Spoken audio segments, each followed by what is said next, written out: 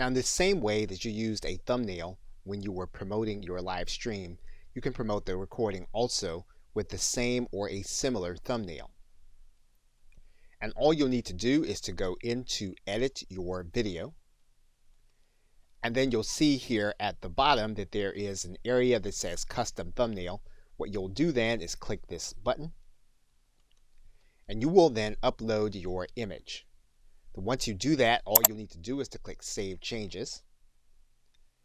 And then your thumbnail will be the front of your video when you go inside of the Video Manager, and you can see it here, and you look at it on your channel, and you'll see it here.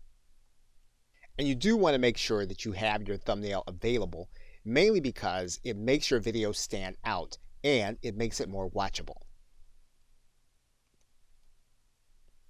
Okay, so with that, thanks, and I will see you in another